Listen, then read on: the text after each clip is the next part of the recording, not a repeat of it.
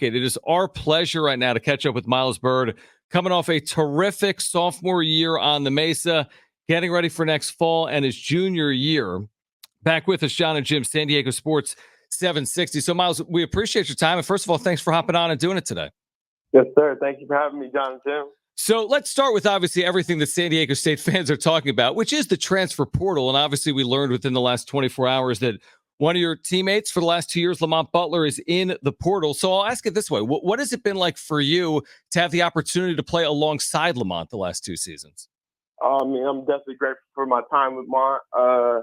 Mont will forever be one of my best friends. He taught me so much over the past 2 years, not only on the court, but off the court.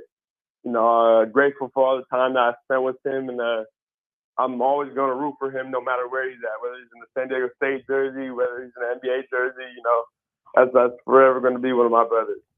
And with Lamont leaving, what kind of opportunities does this create for guys like you to step up and be put in a more prominent role now coming up next season? Yeah, of course. Mont being one of our go-to guys, it definitely is a big void.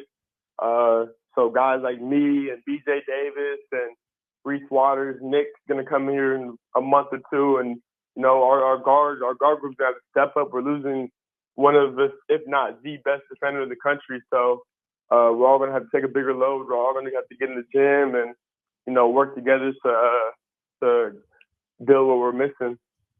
Miles Byrd with us right now, John and Jim, San Diego Sports 760. You mentioned Nick Boyd, and it's an amazing story. The way college athletics works, who would have ever thought that night in Houston, Boyd on the floor, right, against San Diego State. Now, a year later, you fast forward, he's joining you guys on the Mesa. How much are you looking forward to playing with him, and how much do you know about his game?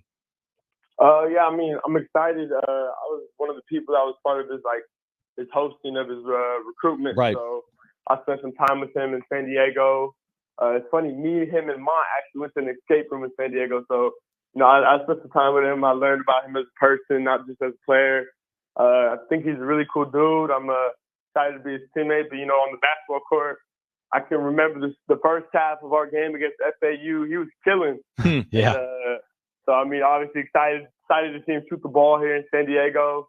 Excited to play with him. Excited to see how he is on the court as a teammate. You guys went to an escape room? What escape room did you guys go to? We went somewhere in downtown. It was like I don't even know what the spot's called, but we got out in 10 minutes. So that's 10 minutes. That's good. That's a good sign. Yeah, it is a good sign. Escape rooms, they can be difficult at times, but glad you guys got through that. I would still be there. He would still be there. John, John would definitely need a lot of assistance to get out of that one. For you, Miles, stepping up into a bigger role this upcoming season. This offseason is a big one for you. What are the offseason goals like for you? Same as last year. Just being in the gym. I'm definitely going to stay out in San Diego all summer, just because I know how big of a summer this is for me and how big of a leap I want to take next year. I know it's just best for me to stay around this setting and stay in the gym. I'm trying to put on the weight as I was last year. I put on 10 pounds last offseason, trying to do the same. But, just maintain strength, stay in shape, and ultimately get my shot to where I could be a 40% three-point shooter. I think I helped the team out a lot. Well, I go back to, that second-round game against Yale, which was such an incredible night. For yourself and your teammates and the way you played, and I want to say you were 3 for 3 or 4 for 4, whatever it was, from beyond the arc against Yale.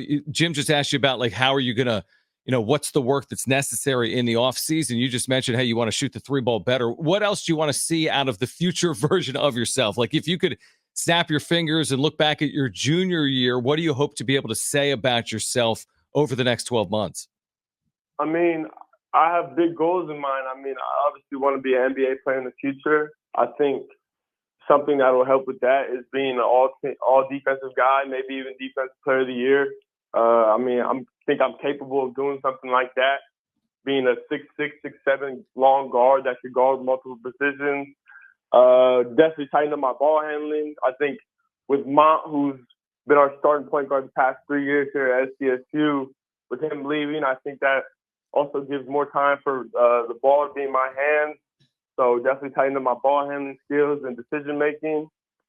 I think I'm a guard that can make plays for other people and can also make plays on the defensive end. And I think with that, I mean, I'm trying to be an all Mountain West guy next year.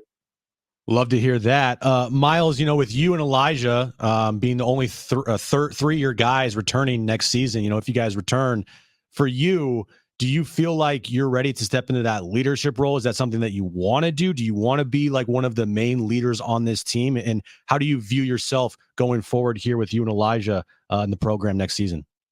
I mean, yeah, I think that was really the difference between the national championship team and the 316 team. We were such a player-driven team. My first year here was guys like AG and Keyshawn and Adam Seiko. Just guys like that being able to lead the team. Last year we had that too, but I think there was times where we kind of just looked at each other. I mean, we're such a tight-knit group. We're such a tight-knit group off the court, and there's sometimes on the court where, we needed a leader to step up. And I think that I could do that. I think that's part of my personality. I think I'm a guy that can, rile people together. And I think Dutch believes in that as well. I mean, he had mentioned it last year that I'm an extrovert, and we need extroverts to step up. So, I mean, I'm going to be one of those guys next year that's going to be using my voice and trying to lead the team back to the promised land. Aztecs guard Miles Byrd with us right now on John and Jim. When you first signed Miles with San Diego State, did you envision this? I know you had to play a backseat role your first year when you think about all the veteran guards on that team, but you played a prominent role as a sophomore, and the team reached the Sweet 16 and got all the way to Boston. Did you? I'm sure you hoped for this, but has it exceeded expectations, what you've been a part of the last 2 years? I mean, of course it's exceeded expectations. Everybody wants to be in a national championship their freshman year, and everybody wants to be able to play in the Sweet 16 anytime in their college career. But I mean, after coming in here and just my first month here, I understood what this program was about, and I understood that that's what we strive for every season. Like we're not going into the season saying let's just go win Mountain West. We're trying to get to the national championship every year. So as much as it's like yes, I'm very grateful for it, and it's surprising, and anybody who would have told me that my senior year of high school, I'd be like, no way. I mean, it's not really a surprise to me just because that's the way we approach things. Real quick, Miles, before you go, I wanted to ask you about some of the younger players on your team, because I probably did that with some of the veteran players a year ago, asked them about yourself and Elijah. But, we saw a lot of Miles Heide this year, obviously, as a forward. We didn't see a ton of BJ Davis, but we know he was highly sought after, obviously, out of high school. You had a redshirted player as well in Magoon Guath. What can Aztec fans expect from some of the younger players that they've only begun to see on the Mesa? I mean, all three of them are going to be very, very, very good players in the future. BJ, I mean, he might be one of the most exciting guards you get to just watch. Like, some of the moves he does in practice is like moves that only NBA guys you think would be able to do. So he's super skilled. He's a workhorse. He plays super hard, and he plays a lot of defense. So, I mean, that's a guy that you definitely like coming in and playing behind Mont and Darion Tramella's first year. So he's going to be ready to take that step. Magoon and Heide, they've both been working this whole entire time in the off season. I don't even think they took a week off once the season ended. So they've been in the gym, getting straight to work. Heidi's trying to develop a shot. He's working on his three a lot. Magoon's working on strength and balance in the post. So I think they're a great 1-2 punch for us next year. Miles, we appreciate it, man. Congratulations on all these successes. We cannot wait, obviously, for the upcoming 24-25 season on the Mesa. You've played such a critical role here over the last 2 years, and we're looking forward to what's to come. But thanks for taking some time for us, and we look forward to doing it again soon. Yes, sir. Thanks for having me, you guys. All right, great stuff. Miles Byrd. Miles Byrd he's great. He's great. He's terrific. He's great. And being the extrovert that he says he is, great interview. Great kid, and that bodes well for the leadership qualities that you need, and being the way that he is, that he describes himself as an extrovert. If he can take that next step, it's going to make it even better. And Aztec fans, take a deep breath. He got some really quality players coming back in 2024-25, including Miles Byrd and his classmate Elijah Saunders.